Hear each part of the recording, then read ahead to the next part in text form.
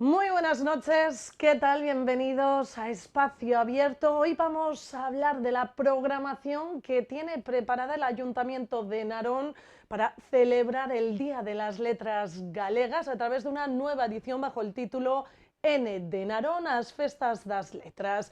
Esta noche hablaremos de este asunto, además de otras iniciativas, con la concejala de Igualdad, Bienestar Social y Política Lingüística, María Lorenzo. Muy buenas Muy noches. buena noite, Natalia. Gracias por venir y de nuevo vienes a este programa para contarnos de esas iniciativas, unas cuantas las que estáis preparando, no solo con motivo del Día de las Letras Gallegas, que aunque es el próximo 17 de mayo, no solo se quedan ahí las iniciativas, ¿no? Non, efectivamente, bueno, hai un programa ao longo do ano para fomentar o uso e visibilizar a lingua galega e a cultura galega.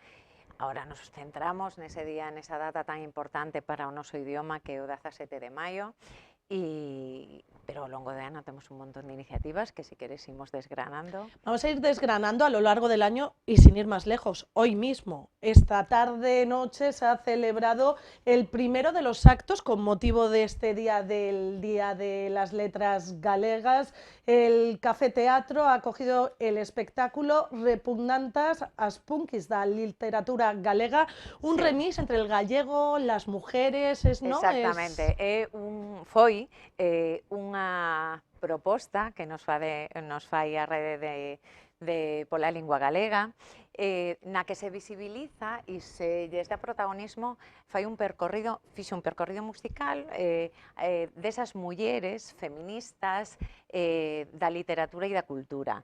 Resultou moi divertido e, bueno, aí estivemos. Ahí, si no han podido, ya no podrán ir, pero a lo que sí que podrán ir son a las iniciativas que van a llevarse a cabo el día 17 de mayo. A partir de las 11:30 empieza ya la programación. Ahí empezamos. Empieza con el espectáculo O Prazer do Azul, Cartas no Vento. ¿A quién va dirigido? Ao público familiar. Ese é un encontro familiar, é un espectáculo de María Faltri, no que se fai unha reestructuración dunha obra de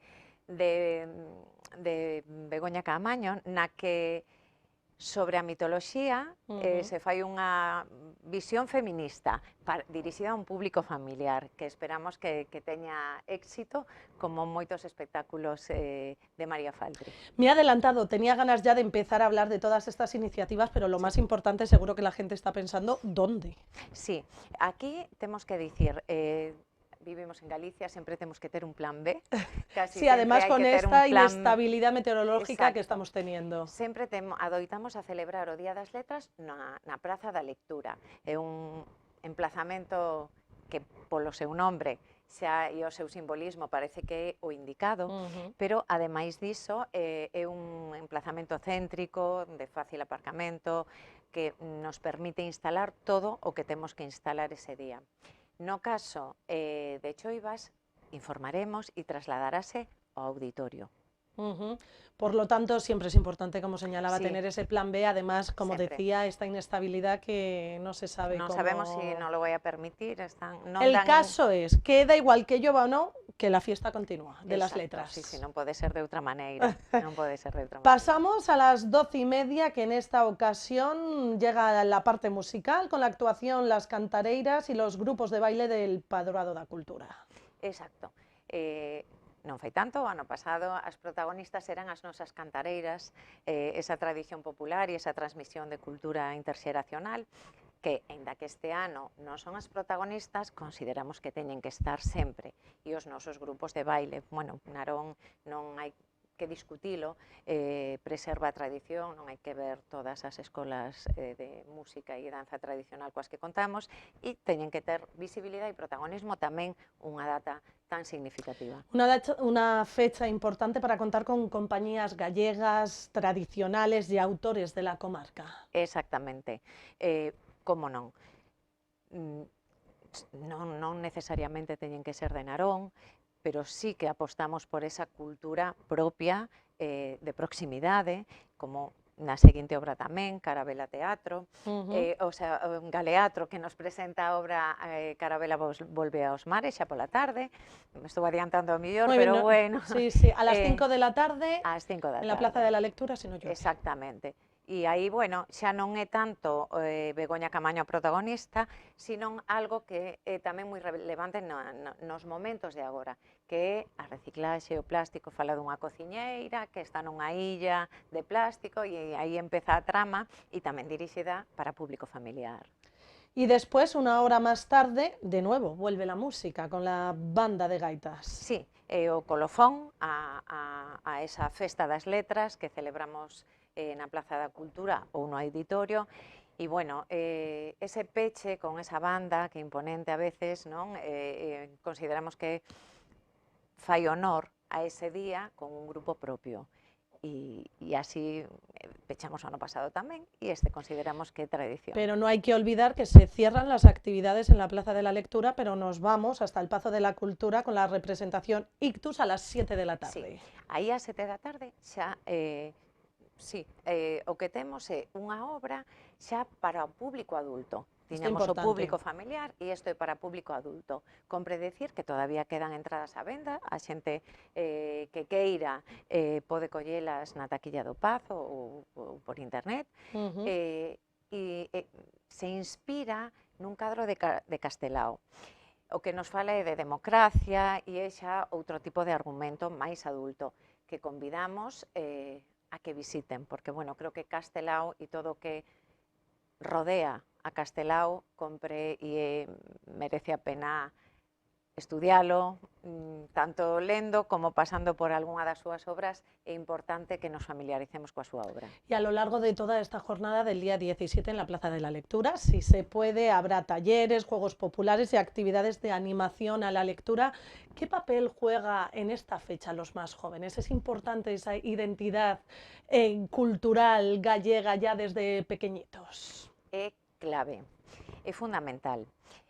Primeiro, a lectura, non? Por iso consideramos que a presenza da biblioteca que está ali, facendo talleres e obradoiros, é fundamental. Temos, afortunadamente, unha biblioteca rica en oferta. Sempre temos oferta cultural, de actividades para os máis mozos, tamén temos clubes de lectura, talleres de conversa que se desenvolven na nosa biblioteca municipal, e é fundamental a presencia un día como hoxe.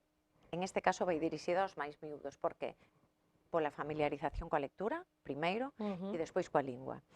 A maneira de aprender a lingua é escoitándoa. Despois a perfeccionamos a gramática e o vocabulario pois a través do académico, pero para familiarizarnos, para escoitar, temos que oír. E para que os miúdos a oigan, temos que falala. Por iso é tan importante. E despois haber a presencia de librerías tamén ali. En esta ocasión, a librería DAI, que ademais de ofrecernos poder comprar ali, mentras estamos na festa, algún libro, haberá firma de libros con autores José Manuel Legazpi pola mañán e Ana Meilán pola tarde. Ahora sí que sí, creo que más o menos está contabilizado todas esas iniciativas que se van a celebrar en el día 17, pero no nos vamos muy lejos. El día 23 de mayo está la programación se completa con Eu tampouco navegar.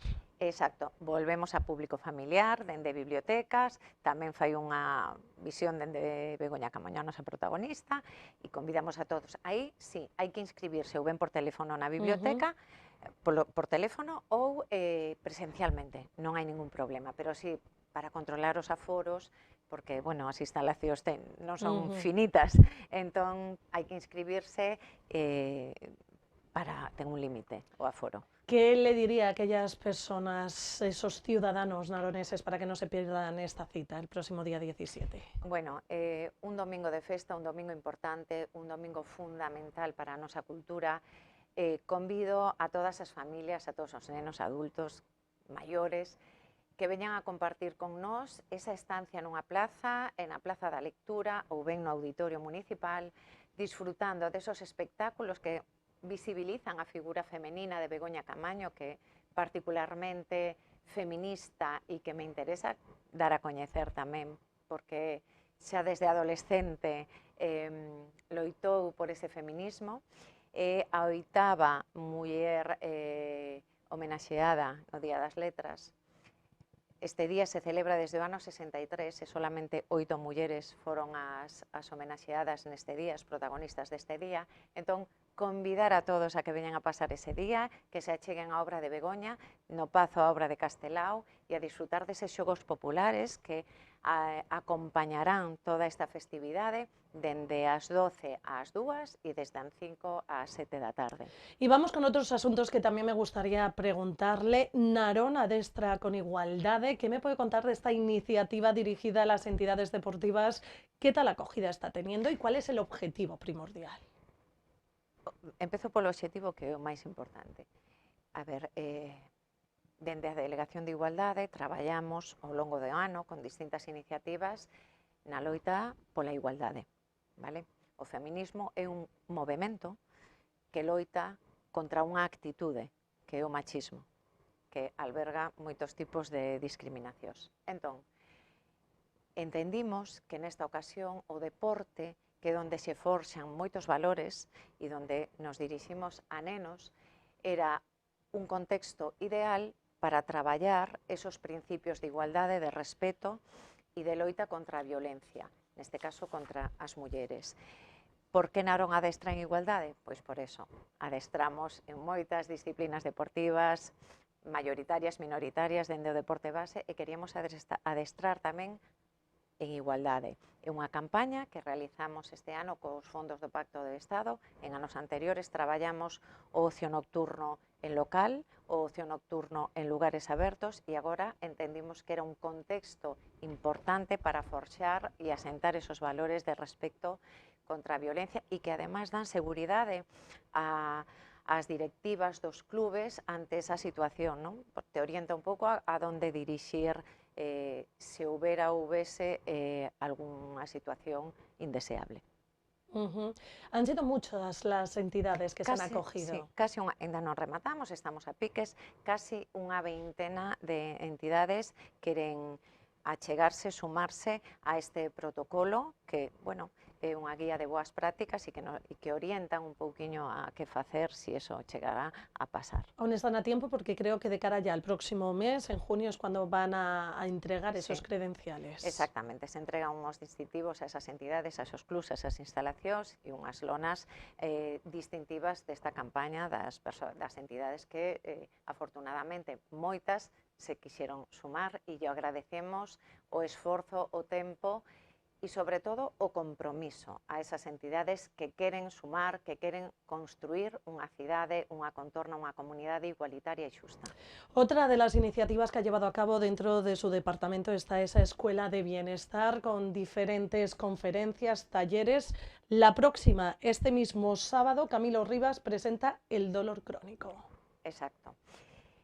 Ben, a Escola de Benestar se constituye con 3 patas fundamentales.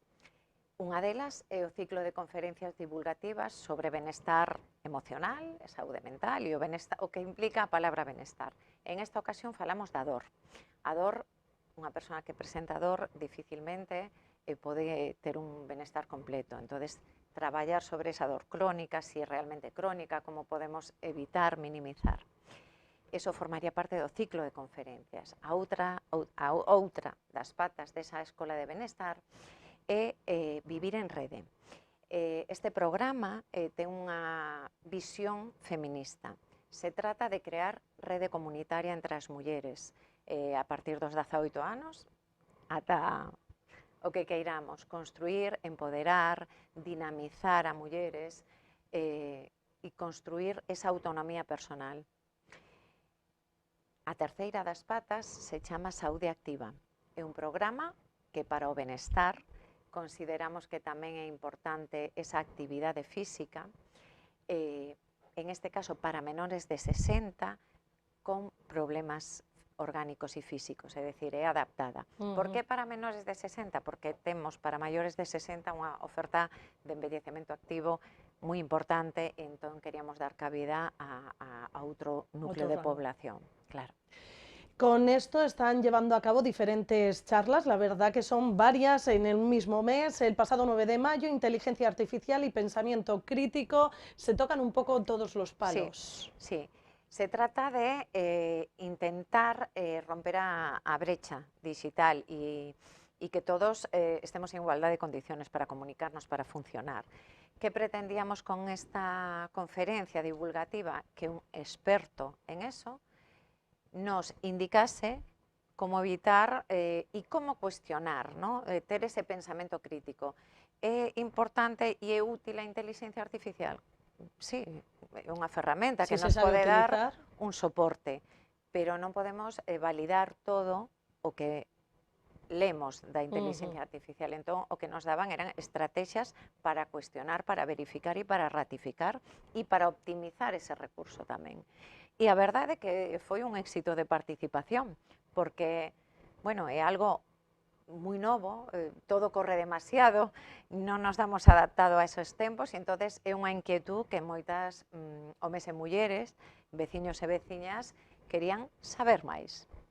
Con respecto a esa conferencia que va a tener lugar este sábado, las personas que estén interesadas, ¿qué es lo que deben de hacer? Acudir ao No Café tienen que Teatro. inscribirse ni nada, A Escola de presentarse allí. Benestar é de balde. As 3 patas da Escola de Benestar son de balde.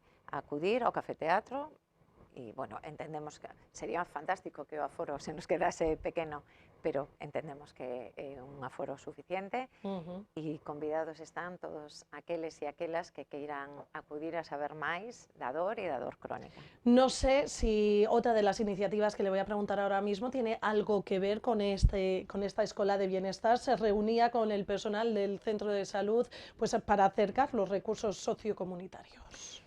Sí, importante, moi importante. Sempre fago unha cita de unha persoa moi significativa para min, compañeira. Nos di sempre que a comunidade a veces nos enferma e en outras moita nos salva. Entón, entendíamos, e entendo, e é unha aposta, que é imprescindible, fundamental, un tratamento coadyuvante a outros tratamentos, a prescripción de ocio, ocupación e comunidade. Si queremos que os nosos sanitarios prescriban isto, teñen que saber que recursos están á súa disposición. Entón, por iso, nos diriximos ao noso centro de saúde en Narón para contar que recursos comunitarios había a principios de curso. Elaboramos, estamos neso, vaise presentar despois no próximo curso un código QR a disposición, estará, xa de cara ao vindeiro curso, con todos esos recursos comunitarios que faciliten, bueno, o seu manexo, para que moitas persoas poidan dispoñer de eses recursos, coñecelos e se o consideran útil para eles, inscribirse, acudir e que eso lles aporte benestar físico e emocional, que é o que, dende o Concello de Narón, na nosa oferta comunitaria, pretendemos achegar á nosa población para que nos sintamos, estemos mellor acompañados y con mayor bienestar. Y paso a hablar de otra campaña que llevaron coincidiendo con la llegada de las fiestas del Alto, en esta ocasión dirigida a la gente, a los más jóvenes, a través de la campaña A Modiño, a Festa e Túa, Elixe como vivila. ¿Cuál era el objetivo de esta campaña y se consiguió? O objetivo da campaña Modiño non é outro máis que concienciar a xente máis nova, en este caso, que experimenta esas primeiras saídas sin supervisión parental, a minimizar o risco. O risco de que esa noite de festa de pronto xa non sexa unha festa, por excesos, por seguir ao grupo. Entón pretendíamos falar de que a toma de decisións é personal, que os demais teñen que respetar a decisión personal, a que non paro, non consumo máis, e poder gozar dunha festa. Fixemos, bueno, esa campaña divulgativa de imaxes, pero eso traballouse previamente nos centros de ensino. Se fixo unha oferta aos centros de ensino para que escolleran datas, as idóneas eran as máis próximas a ese 1º de maio. Por que o 1º de maio? Porque aí se abre toda a temporada de verbenas, a primeira do ano, digamos. Entón, previamente quixemos traballar cos centros de ensino e co alumnado de ensinanza secundaria, ese alumnado que potencialmente acude á noite por primeira vez sin supervisión, para que tuvese o recurso e o coñecemento de poder decidir e que decida con coñecemento de causa, con mesura e por sí mismos, non por outros. Y vamos a hablar de centros educativos, pero ahora de los más pequeñitos de la casa, porque en mayo volvieron a retomar la iniciativa as nosas tradicións nas escolas infantís municipais. Sí, é unha campaña preciosa que volvo a decir e agradecer ás escolas infantís que nos fixeran esa proposta, porque nace deles. As escolas municipais nos achegaron que consideraban que Narón tiña unha oferta importante e que a désemos a conocer ás familias. Elaboramos unhos folletos ao longo do ano, por trimestre, máis ou menos, donde expoñemos e informamos de que acontece no Concello e de cales son as nosas tradicións propias de Narón e xenerales como Concello Galego. Que toca ahora dende os maios ata San Xoán e pechamos o curso pasando por as letras galegas. Acabamos de ter os maios, agora vamos coas letras galegas y pechamos con San Xoán. Es que todos son fiestas aquí, se pasa de una tradición a outra. Bueno, sí, é a parte de cultura que nos ubica no tempo, esas tradicións que nos ubican nas estacións no tempo, no costumbrismo, que é importante lembrar e preservar, igual que no autónomo, agosto, Samaín, esfolla, o Día de Narón, máis recentemente celebrado, o Nadal, con as tradicións propias, e é o rico que ten a cultura, e neste caso a cultura galega. Hemos hablado de numerosas iniciativas, se nos acaba ya el tiempo. ¿Cómo se presentan los próximos meses para el Ayuntamiento de Narón y especialmente para las concejalías que lleva? Bueno, agora temos que pechar, como decíamos, esa campaña de Narón Adestra en Igualdade e logo o verán se abre con outra oferta cultural dende festas, competicións deportivas, bueno, sempre sabedes que bueno, os fines de semana son complexos. Son no parar. Sí, sí. E estamos satisfeitos de que eso sexa así, intentando crear espacios para os veciños, un lecer para os veciños e veciñas, e no meu caso, e no que estamos hoxe a falar, que ao redor do lecer se acompaña a lingua, polo que falábamos, porque é importante escoitalo. Por eso formamos parte de todas esas campañas do Clube de Debate. Este ano, 8 grupos de Narón, só de Narón, participaron no Clube de Debate, conseguimos un moi digno terceiro premio. Felicito aquí a ese grupo, a eses alumnos, felicito tamén a todos os alumnos que quixeron formar parte deste concurso e agradecer aos docentes o compromiso e a implicación para que eses alumnos estuveran estimulados e quixeran participar. Pues por mi parte agradecerte también haber venido esta noche aquí a este espacio abierto y habernos contado toda esta programación que estáis llevando a cabo. A vos, Natalia, por la oportunidad, es siempre un placer acompañarte aquí. Igualmente, y también muchas gracias a todos ustedes por estar ahí al otro lado. Antes de finalizar, recordarles que pueden seguirnos a través de nuestra página web, en las redes sociales, en nuestro canal a la carta de YouTube o en la Radio Metro FM, en la 90.6. Que pasen una feliz noche.